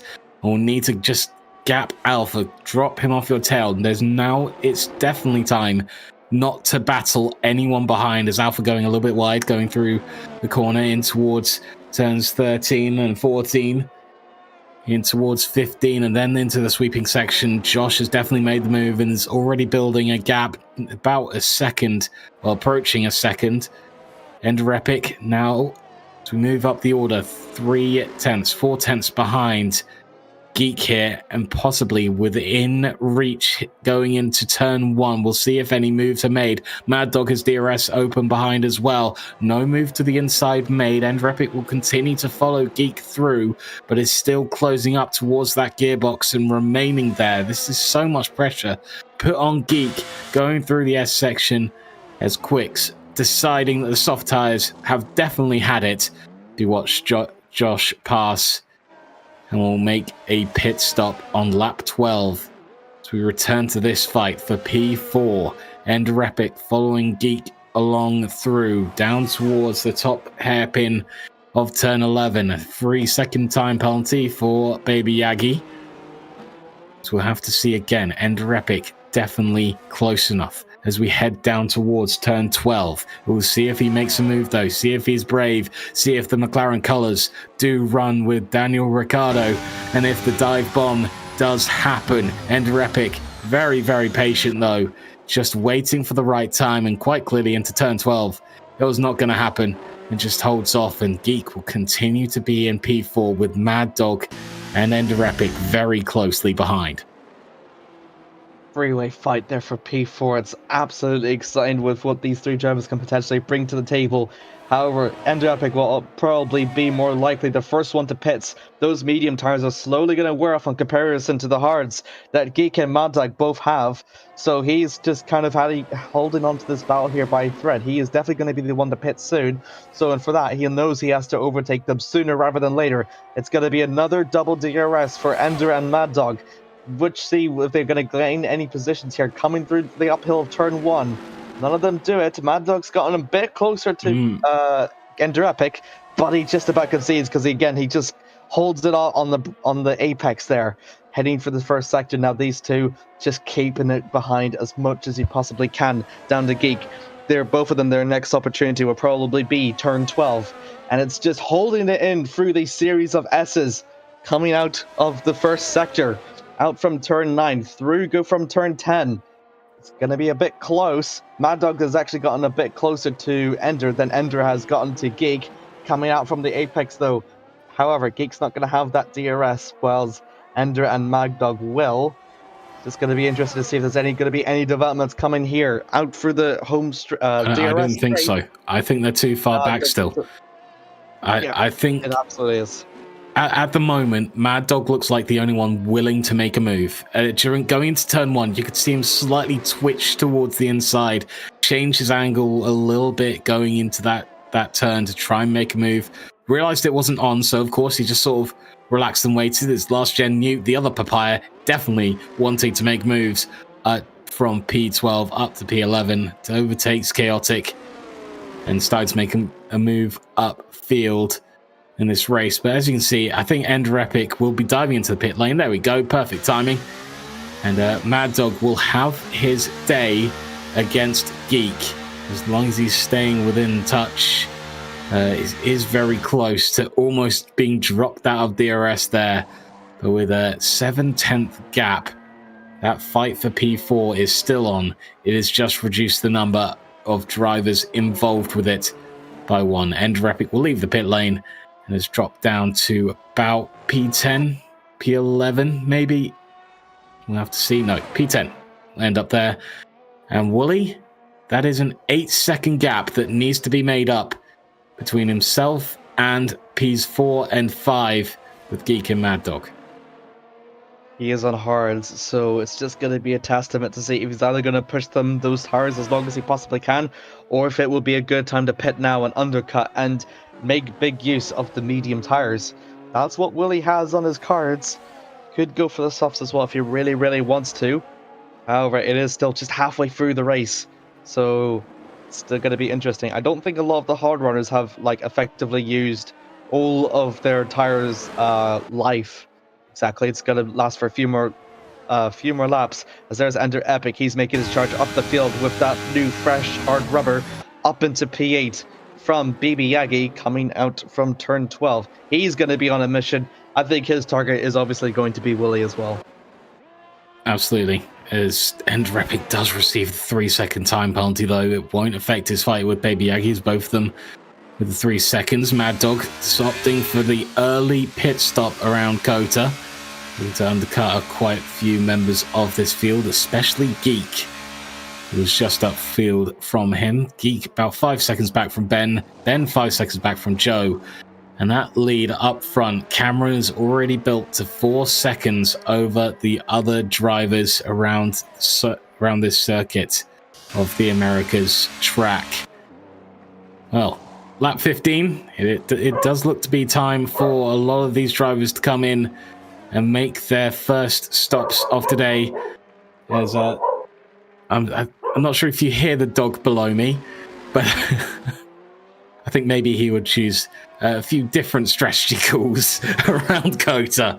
I'll have to ask him later about it to see if his opinions. The Alfa Romeo's actually double stacked, so Caleb was just about far enough back in order to capitalize on that. So that means that he didn't lose any more time than he necessarily needed to. So that was an interesting strategy call. Lap 15 out of 28. Already a few of the earlier hardwares, as we mentioned before, have coming into the pits. But keep an eye on that top running between Cameron, Joe, Ben, and Geek. Those are the ones that we're going to see which one's going to overcut and which one's going to undercut. These 4 drivers are going to be very evident to see which one of these strategies is going to work best. Of course, for Joe and for Ben, being 4 and 5 seconds intervals between each other, that progress is going to be all the more evident and all the more important. Joe's running with 3-second time penalty as well as a notification, so all that Ben really needs to do is just hold it in between that deficit of those 3 seconds. He doesn't need to overtake Joe on track. He just needs to be within 3 seconds and he can get himself up into second. If Geek wants to keep his American podium streak alive, he probably needs a lot more than that. He needs to, beat those tires after the pits, beat the life out of those tires as best as he can in order to climb back up, and hopefully with his DRS may be able to climb back up. However, lap 16 out of 28, a lot of opportunities can happen. Willie is the biggest gainer with 10 positions. Actually, it was all the way down in 17th, up on the way up into 5th. It's arguably one of his best career drives that we've seen from him in the F1 Championship. At this point in time, what is going to be the right move? There's not really any bit of traffic out on track. There are 2 drivers reasonably close together in terms of the intervals. But look at that. There is plenty of time in between all these drivers. There's only about, maybe Alpha and ZZ. We've got Joe and Ben. Who is going to make the move out of that top order, and will the opposite be done, or are you going to follow them on circuit? It looks like Joe is going to be answering that question, going for the pit lane early. I think it won't be dropping down far. I think maybe just behind Wooly, or just in front. We'll have to see what the pit delta says today, as we'll be changing onto the medium tyres. Ben moving up into P2, Geek up to P3. Joe will be back, and I think just in front of Wooly. Well, to answer that, Wooly has gone for the pit lanes as well. He's gone for the pits as well. So Joe will be in P4. Only dropped back 2 places. What is going to be done on those medium tyres? In the meantime, we'll need to see something from Joe to make up what was a 4-second gap. I mean, undercuts, we've seen them be powerful. Ben made a pretty good run at it the last time out in Silverstone. Got a 2-second gap over Cameron before Cameron, he was on an immense drive, just a Cameron drive. A usual day around Silverstone for him. He managed to just claw that back almost instantaneously. But Ben still had that 2-second gap over him with the undercut he made. We'll have to see if the undercut is going to be as effective for Joe around the circuit, and if he can bring it back by 4 seconds to get himself back into a fight with Cameron. We'll have to see what the pit delta says when Cameron inevitably has to make a stop too. Absolutely. And it's just going to be very interesting to see for Joe having the first ones to the undercut. Cameron's on the pits. Here we go. So Ben and Geek are both going to be overcutting Cameron now, so we're going to see how that comes out in an advantage for him. Going to be slowly exit out of the pits. Ben's up for pits as well. He's up to do the same strategy. So Joe could be gaining back on both of these drivers. Geek has decided to stay out though. He will be remaining on track When we're moving up into P1, Joe does get past Ben, but not past Cameron. That is going to be extremely important. But as long as Joe actually reels Cameron back into that DRS zone, we could have a very, very interesting fight on our hands between those two. I think the big advantage for Cameron, though, is that he's got the DRS to overtake Geek, unless if he wants to do it beforehand. It's that DRS that might be able to make Cameron pull away from Joe and might actually be a big advantage to him. Because the DRS detection is there now. Joe's right here. DRS. Yeah, it's right here. So he's going to be able to use it and be able to pull away even further from Joe. So this is actually already done. Advantageous for Cameron. It's already Cameron upfield. Yeah, exactly. And look at that. It's a massive advantage for him. So I think he's got the win. Well, that can't be said and done yet. Joe will reel in Geek as well. Just going to be just below a 1 second gap when we hit the DRS zone. So he'll get DRS going into turn 1. But I would say, as long as Joe makes this overtake as instantaneously as Cameron did, is looking go down the inside here. Will he maintain that move? Geek sent wide, but Joe is through along that sweeping 17-18 complex and will be chasing down Cameron now. Will he start to make moves here? Needs to make up a 1.8 gap, 2 second gap, plus the 3 second penalty he has. Joe has dropped 2 seconds behind, but does set a fastest lap, so we'll get a point for that as it stands. Geek opting for the pits after that battle happened, as Cameron and Joe will have a gap over everyone else. Mad Dog down in P3, 8 second gap in between. Plenty of room for Cameron and Joe to fight as long as Joe catches up, as Wooly moving up past Alpha once more up into P7, and now will be trying to follow in Geek's footsteps, 2 seconds behind, reel him in and make that overtake into P6. I think for both of them to be fighting, Wooly is going to look for on-track P4 here, which is going to be really interesting to see. He's going to try and reel Geek as much as he possibly can, and he's got the DRS advantage as well, coming out from that second sector, as the tension now draws between... Oh, Ender Epic also has DRS. Yeah, here comes Ender Epic. Does he make the move? Lining up the inside? No. Ender Epic again, just having patience over Mad Dog in this situation, but with a 3 second time penalty, I think I would have liked to see just a little bit more urgency to make sure he could build up that 3 second gap and secure a podium for himself in this race, with Ben just following behind. Super close there. It's a fight that Mad Dog and Ender Epic have been having most laps long, as Cameron once again sets another fastest lap. That, my friends, is the benefit of fresh rubber, and Cameron can really put the hammer down now. It's already 4 seconds already. He's looking to bring that advantage all the way up now. It really is his race to lose, as now Ender Epic with the DRS now coming through the home stretch now, going uphill through turn 1. He's not going to try and look for a move now, but he's going to try and look for that move to turn 12. He just needs to keep behind Mad Dog as much as he possibly can. Must say, really exciting battles between these two. Going through this X section here, 3, 4, and 5, heading into 6. Ben is starting to reel them in as well, though. He's starting to get involved. This is going to start becoming a 3-way fight for the podium here. It seems that P1 and P2 might be sorted out just a little bit, with Cameron already building up a 5 second lead. Down the inside goes Ben, up in towards turn 11. And he does make the move. Ender Epic drops down into P5. And now Ben, it's his turn to line up a move on Mad Dog. As long as these two don't battle too much, the two outfits from the UK, Williams and McLaren, as Ben moving towards the inside will have to send Mad Dog wide to defend. But no, it's not even giving Mad Dog the option, as Ben immediately has one attempt in that DRS section and makes the overtake into P3. That was really good there from Ben. It's really smart from him. Up into P3 is what he really needs. But for Mad Dog Ender Epic, they don't want to concede just yet. They need to try and keep behind him as much as they can. However, with that big tire advantage that Ben has, I think he'll just about to pull away from these sectors, and I think won't be able to let them have that DRS. Not here. I think they'll have the DRS here now, but not through the next straight after this. Other fight going on. Josh has gotten within DRS. with Geek down the order 2.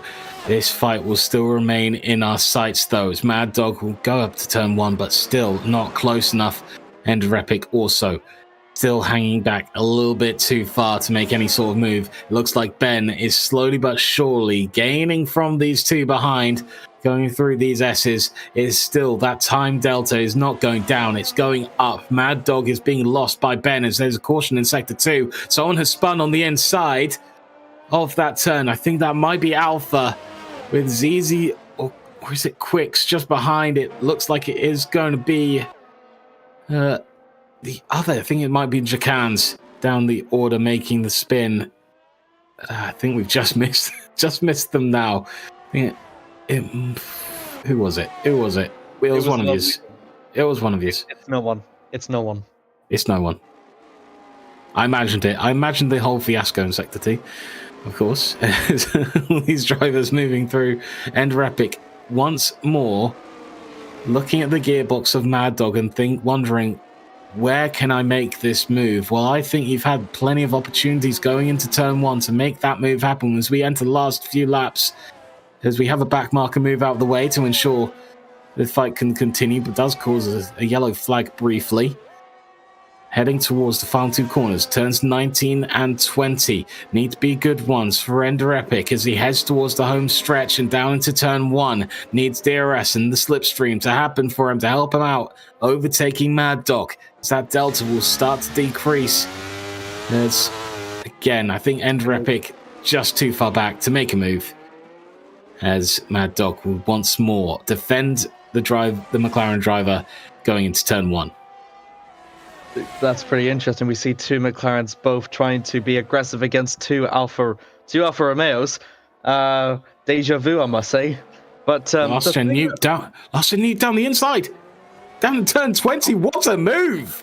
Going into the final corner, does make it stick, and I believe was just far enough back to also get DRS going into turn 1.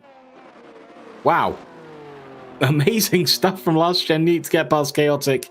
Last Gen Newt at P12. Where Ender Epic still struggling with the other Alfa Romeo up the order in P4. Must say, it's about 6 laps left to go, and keep an eye on that deficit between Geek and Ender and Mad Dog, because Geek was actually on track for P4. If this keeps this off for the remaining 6 laps, they might be able to fend them off, and this could be actually a contention for on-track P4. So that's going to be huge, actually, between Ender and Mad Dog. I think a brief moment through these just before turn 11. We had a spin, I think, from Chaotic. Did look like a dark red Alfa Romeo having a moment on track, bringing out a flag, but we're still watching this fight. P5 and P4. P4 up for grabs for both these drivers. Ender Epic, of course, currently sitting in 4th in the championship. Oh no, Last Gen Newt is. There's Ender Epic sitting in 8th. We trying to enter the same fight with Last Gen Newt at the moment, who's currently in P12, out of the fight just a little bit, still on the points though, as both these drivers going through the S's complex, very similar to Maggots and Beckett's that we saw last week going around Silverstone, but still, the important overtaking zones, Ender Epic has just not been within touch with Mad Dog, and Mad Dog's just placed the car perfectly on the racing line to ensure that he's not losing any time thinking about defending the track. He's just thinking, all right, I've got you far enough behind. I can relax a little bit. Just place the car where I need it. Get around the track in the way that I need to, as well as Ender Epic still will not make a move around another DRS section. As it's sent at Jacans, I think, that sent wide. Finn having a fight, having a tussle down the order, looking to try and score a few more points over each other. Of course, 14th and 15th, the last 2 points-paying positions. Finn will be dropping down to P15, will still look for a fight and chasing down Jacans here. Still within DRS reach as we go into turns 19 and 20. A DRS section upcoming, going into turn 1. Will Finn be making a move down the inside? We've seen that sort of 6th, 10th gap not be close enough to make a move, so I think Jacans might be safe for this run down into turn 1. It will be, and takes the corner. Finn will remain just behind on the gearbox of the Alpine, but not making a move just yet. as the position still stands, if he finishes off in P15, Finn will actually grab his first ever points in this championship. Up the Bournemouth uni, that's what I say. Up the Bournemouth uni. Go on, Finn. Get that point on the board. It's James, the other Bournemouth driver on the leaderboard, however, currently sitting on 19 points, P13. Not having that good of a race at the moment. Still stuck in last as Alpha and Quicks still having a ding-dong battle in the middle order for just P8. This is what the points mean for each of them. Quicks on 12 in P12, Alpha's in P11, 22 points versus 34 points. So this is a slight gain for Quicks in terms of the overall Drivers' Championship, as long as he can hold Alpha off, plus that 3-second time penalty, unless Alpha has a few mistakes through these last few laps. We still have the final 4 to tick down, but at the moment, the top order seems to be sorted. Cameron, a 9-second lead it's approaching, plus those 3 seconds. Ben, another 10 seconds behind Joe. Mad Dog, another 5. That fight between Mad Dog and Ender Epic continuing. Geek is within the 3 seconds as well. So as it stands, he's moving up into P5 with that penalty on Ender Epic. Wooly in P7, 3 seconds gap. Yeah, this COTA track has had very, very few DRS strains. It's had very few sort of I wouldn't say extended fights, but multi-driver fights. We've seen a few sort of pile-ups between 2 or 3 drivers, but it's usually been the duels around this circuit at the moment, including the one we're following now between Quicks and Alpha. There's Alpha very far behind, will not be within range for the overtake, but thanks to the DRS zones, will stay within the 3 seconds, of course, to overtake Quicks at the checkered flag. These two have been producing absolute barnstormers of fights here. They've been the only 2 pair of drivers that have been consistently fighting day in and day out for, lap in, lap out throughout this entire race. And surely there's no possible way to see who could possibly come up best of us. Alpha did make a mistake coming out of that. That's how he conceded it to Quick's article. However, still for P8, and he's still just behind him. A bit of an observation that I've just discovered is that Willie was at 1.8 seconds behind Geek, but however, he has faded, and now it's 3.5 seconds. Either that or Geek is putting on all that he can muster to try and catch up into Ender Epic, and there's only 2 laps to go. He's got 2 seconds of a deficit, so he's just got about 1 lap to catch the 2 seconds. Gonna see there with the DRS that Alpha has on Quicks. It's gonna be going side by side now, heading through turn 14 and 15. As Quicks just about goes ahead, does the switch back through turn 14, side by side, going through turns 15 this time. And this time, I think Alpha's just going wide. He's going to go a little bit wide. No penalty, though, as it goes for the triple apex of turn 16, 17, and 18. Still behind him. Going side by side once again, but draws it back a little bit. Through turns 19. On the curb. Outside of turn 20, he's taking his chances for Alpha. Going to be behind, and will use the DRS. However, here comes Zizi. Here comes Zizi, though. No, last fight, as we see another fight starting to develop between Last Gen New and Baby Yagi as well. Oh, these two going into turn 1. Zizi has been invited in. Thanks to that fight going on. Baby Yagi dropping down the order, not quite yet. Last Gen New can't make the move stick. Baby Yagi will still stay up front as we move back to this fight. Zizi 6/10 behind. The battle going on in front. He was invited in for a moment. I think he'll still get involved later on. We've still got 2 more laps of excitement remaining between these fights, as Ender Epic is actually a 2/10 gap between himself and Mad Dog going through the quick, swift complex of 14, 15, and 16.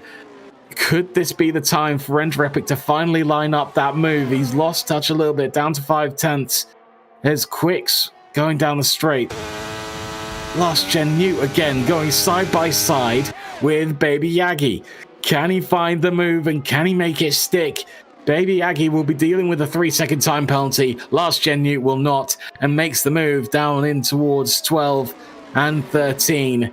but Baby Yagi is going to be stuck to that gearbox for the rest of this race, hoping for one more mistake as he tries to dart down the inside and makes the move. For a moment, the wheels will be clattering together, but still, Last Gen Newt stays in P11. Can he make the move stick, and can he keep Baby Yagi away? There's a little bit of daylight between the two of them now as we enter turns 19 and 20. Baby Yagi going a bit wide on the turn 19. Last Gen Newt will maintain the gap, gets a 5/10 lead. Will that be enough between the two of them going into turn 1?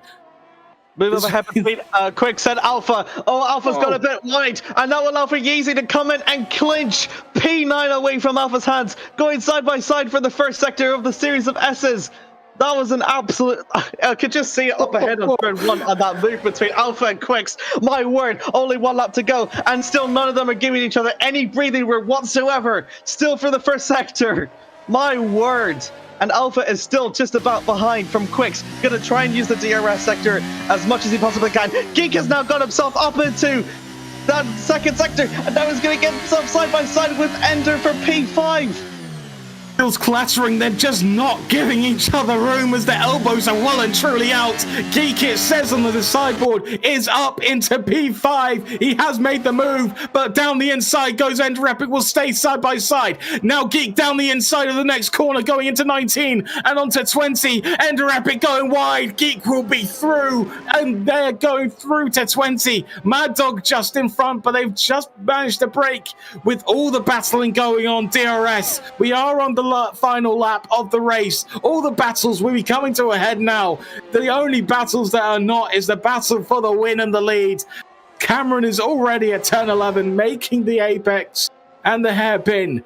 He'll be approaching the finish line, but the rest of these fighters, these races, we're trying to make the best of this as it's a three-way fight continuing. A few moves, a few darts going down in towards turn 1. Quicks moving towards the inside, gets past Alpha. ZZ not invited just yet. He'll be waiting and watching for his moment as he stays on the inside, watching one of them getting pushed wide. Alpha stays with Quicks as Quicks goes wide. In comes the fight. They'll still go through the S's together. As another one off the track goes Quicks. The battle and fight is over. It might be lost. Alpha and ZZ passed as we go back to the home stretch. Turn 20 conquered. Cameron went to Austin and won. A 12-second gap between himself and Joe, the two title contenders. Brought us a great start to this race, but it didn't stick around. Joe over the line in P2. Best race result this year.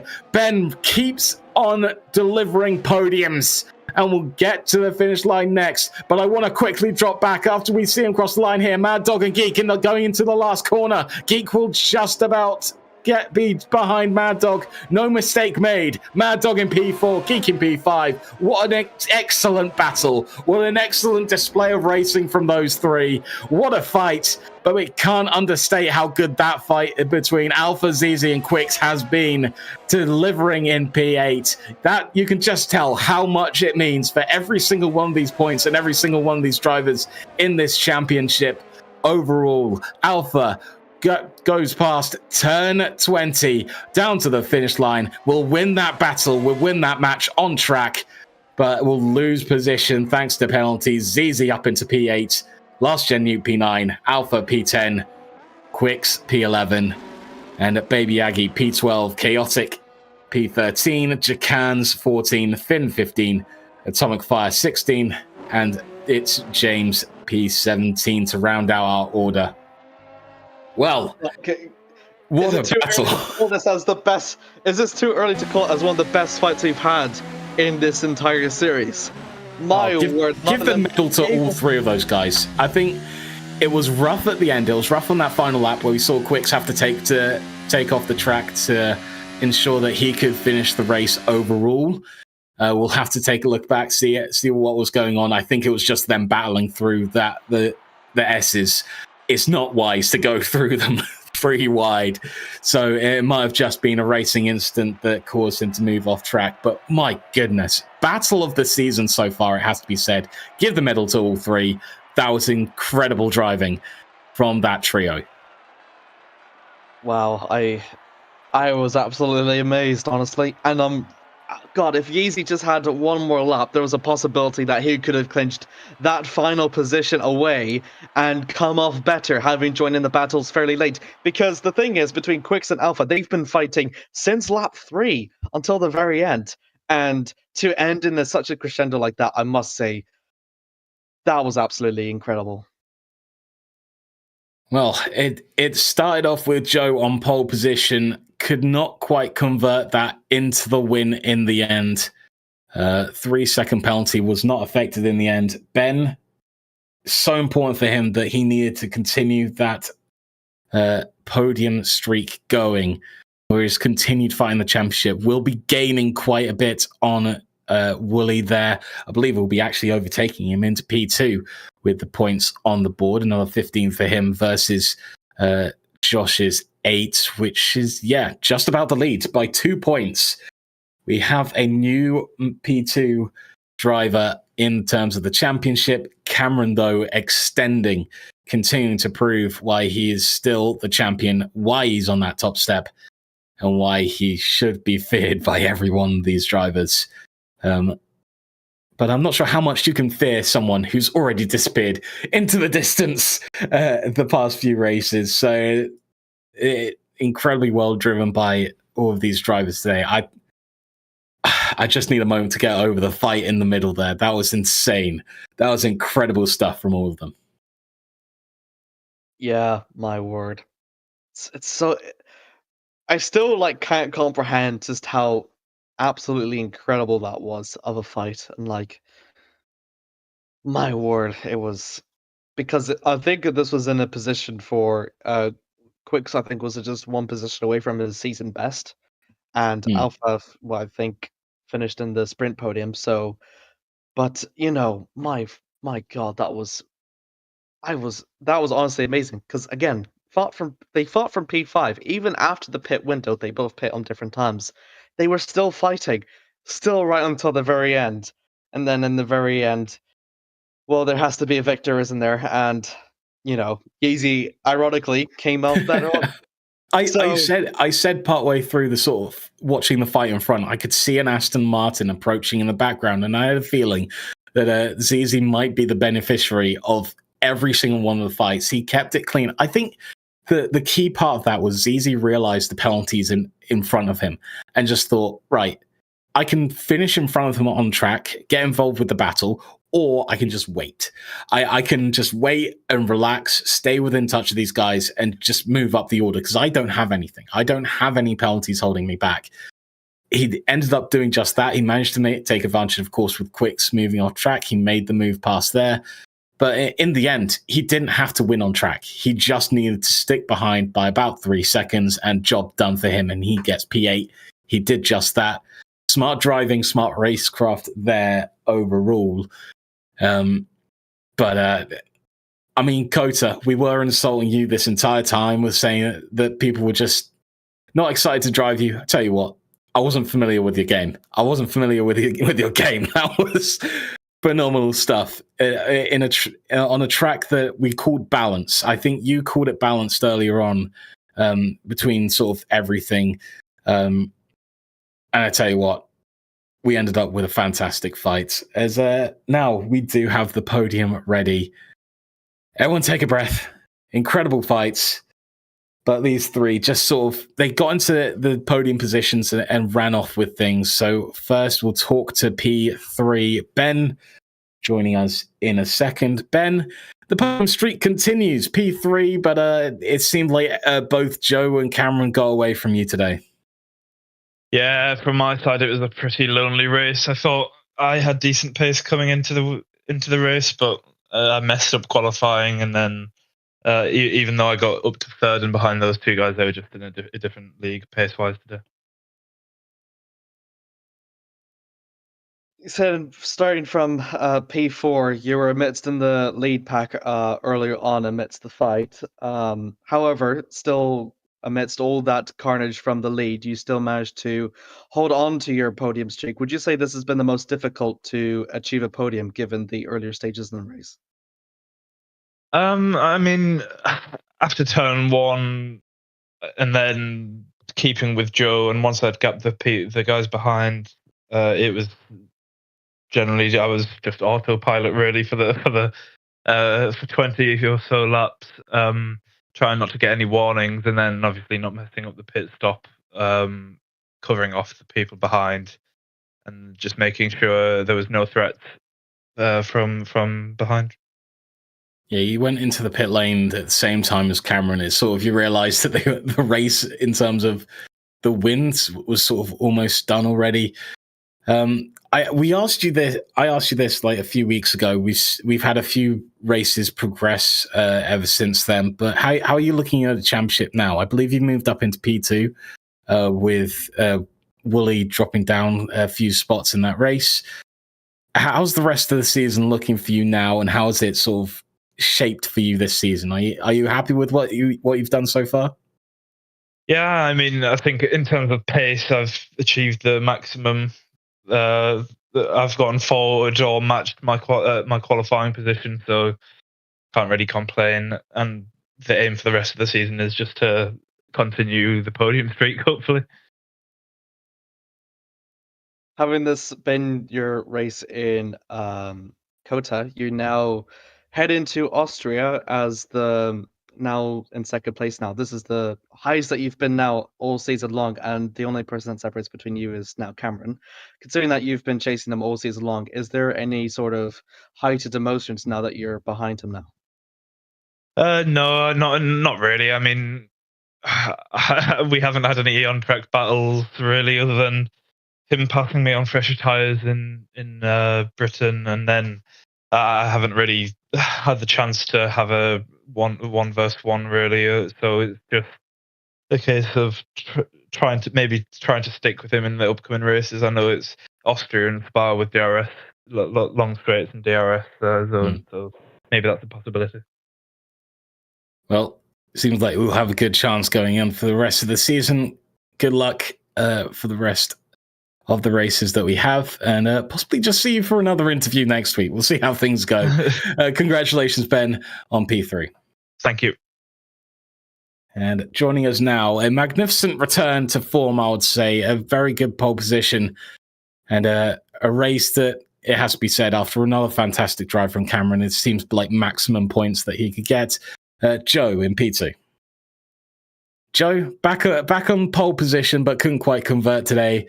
Was it weird having to restart that race and sort of go from the beginning again? It was definitely not great for for just getting in the flow of things, but didn't really play much of a factor. It pretty quickly went back to how the previous race was going. Cameron, as per usual, was in a different league. So it was just driving by myself on some tyres in America for a bit, I guess. So yeah. It did throw me off though, because I got 2 warnings immediately, which was very silly. Yeah. You got your pole position though in COTA. It was like 2/10 faster than the person second. However, the issue with COTA is, unlike the other tracks usually beforehand, the pole position starts on the inside into turn 1, and given that it's uphill, would you say that was a bit of a disadvantage compared to, say, Cameron, who starts in P2? Yeah, it's a pretty good corner for whoever's in second compared to some other tracks. So it was fine. I mean, qualifying doesn't mean an awful lot, to be honest. I don't know how I've managed to get 2 poles in a row, but qualifying is not a massive factor for the race, because you can pass, you can follow, especially around COTA. So it was never a big deal, and I always knew that kind of Cameron was going to overtake me. It was more a matter of time. So a minor annoyance, but inevitable. Well, so far this season, I think from our point of view, it's reasonably fair to say you struggle a little bit. I mean, being second in the championship, anything sort of other than winning seems like a step back. What has the season been like from your point of view with everything going on? I mean, Canada was a bit of a disaster in terms of removing your front wing, or as AO would say, weight reduction. But it finally feels like this week you've definitely put a race together and feel a bit of form again. So how are you feeling about everything going on? Yeah, I mean, Baku was unfortunate. I gave myself a bit of wing damage, and then I lost the rest of the wing, and then I lost a front tire in the sprint. Managed to recover well in the race. Actually, did a pretty well executed race. It was just unfortunate. It was a sprint weekend, so you lose a lot of ground that way. Canada was just, I am awful at Canada. It is by far one of my worst tracks. And my controller was a bit funny for that race. I had to change controller settings mid-race. Had a lot of issues. So broke my wing twice, which wasn't great. And then Silverstone got really unlucky. Just a bit of Constantina. I broke really early, but still managed to bump my wing off. So it's been a mixture of, wow, I've been really stupid, and also a bit of misfortune. And given some of the luck I had last season, I mean, you can't be lucky all the time. So it was nice to be able to just kind of drive and just drive, really, and dictate my own race, and didn't do anything too stupid bar the 3-second penalty. So yeah. Been midway through the season though, and considering that you've had some really great performances and a bit unlucky ones, how are you faring for your chances for the other half of the remaining 4 races in the championship, including a sprint weekend in Las Vegas? Yeah, I think it's Austria up next. I expect if they don't get boggled up in incidents again, Wooly and maybe even Geek and Ben will definitely be up there. So there's quite a good amount of competition at the front this season. So yeah, I'm not particularly great at Austria. I don't know what's after that. I know there's Singapore at some point, so that will be a safety car fest and a bit of a dice roll. And then Vegas is Vegas. So definitely a lot of fighting for the championship by any means this season, unfortunately. Just here for a good time, really, I guess. Do some driving. I'm just saying there's a lot of walls for Cameron to bump into around the last few tracks of the season. So I'll say the door is definitely still open. Joe, thank you very much for joining us. Congratulations on P2. Thank you, sir. And now we welcome the victor around Austin himself, Cameron Searle. Cameron, well, I think we could call him Ryan Gosling the way you just drove today. I mean,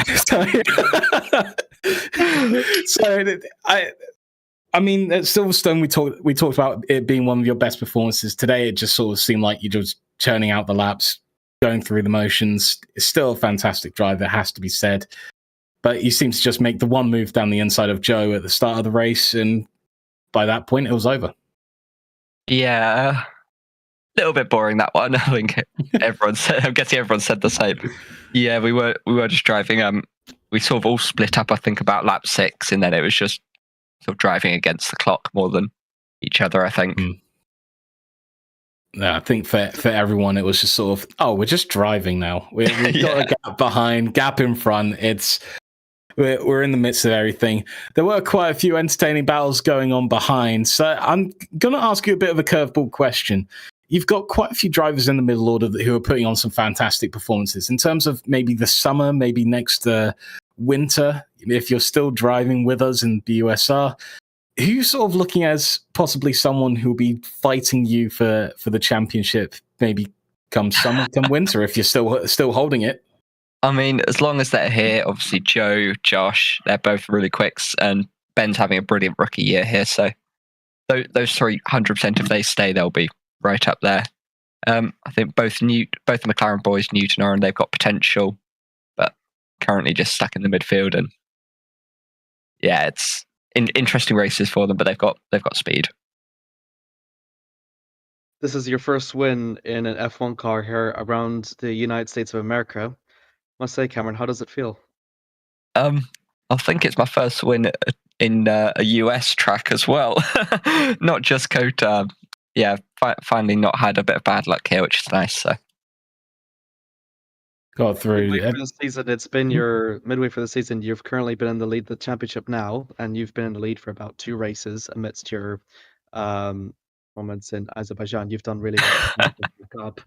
So the question that I have is, given that you've mentioned before about having those championship charges in the other seasons, like how are you faring for the other half of the season amidst, because including that, there's also another track for the sprint race that you've also had your bad luck in, which is Las Vegas. You DNF actually to I think a year ago. Yeah, about a year ago. Yeah, I'm just having to take it one race at a time. Not doing too much practice. Obviously, I joined about the same time as Alistair here for actual putting some laps in. I do the same amount of practice as the championship leader at the moment. But yeah, yeah, it's just races at a time at the moment. Obviously, Josh has completely rigged the calendar against me. He knows all my bad tracks. Well, it's not working. It's clearly not working. So he's jinxed them for himself, I think. But yeah, no, it's a race at a time. Just seeing how it goes. Yeah, you sound like Ryan Gosling. Final There's a movie called Driver. I'm thinking of the gift. It's just like him driving on the steering wheel and that just doing nothing else. There you go. I'm sure there was a question there, AO. So just one more final question. I want your opinions on Alistair's lap. He was 1.3 seconds slower than you. Was it at all impressive by your standards, would you say? What, the who's fastest lap or? It was mine. What, the 135? Oh, the time trial. I mean, for how long he's been playing the game, it's actually really solid. So I expect to see him. Yeah, I expect to see him racing come summer. Yeah, absolutely. I've been trying to convince him before. Before the race, I called myself the mobile chicane. So that's going to be my nickname on track. So there you go. It was going to be on the back of my helmet, and I was joking about putting the yellow rookie bumper that NASCAR drivers have, putting that on the rear wing or something. Put all the L plates everywhere. That was what AO said. That's what AO said. He's talking about the L plates. Well, delivery. Well, thank you very much, Cameron. Congratulations on the win. Still the championship leader and still leading the way. Thanks very much, guys. Well, there you have it. The race around Austin done. We still have another race to do around an American circuit. We go to Las Vegas later on this season, but next week is going to be all about Austria. AO, it's been a fantastic evening. We've seen some fantastic fights in the middle order, and I can't wait to do it again. But any last thoughts on this race around COTA? Honestly, for as much as these drivers have not really hyped it up, and as much as we, think it might have been a bore fest, this race was honestly surprising and honestly exceeded expectations. And for Alpha and Quicks, I must say, thank you so much, you guys, for making this race exciting. I'm forever grateful for you. But in all seriousness, though, I'm really looking forward to Austria next. That's coming on the 8th of March at 7 p.m. GMT, as the championship continues on ahead, as Cameron So once again tries to defend from a charging pack of Ben, Joe, and Wooly is hoping to try and, Wooly, despite having not made that mistake, clawed his way back up into P5, and honestly, it just shows that within his hands he's still in the title picture whatsoever. But I must say, really exciting. Halfway through the season, Cameron is still the championship leader. However, his lead is not at all safe as we head through the final rounds of the championship as we continue on for next round in Spielberg. There you have it. The second half of the season begins. Spielberg beckons. We'll see you next week.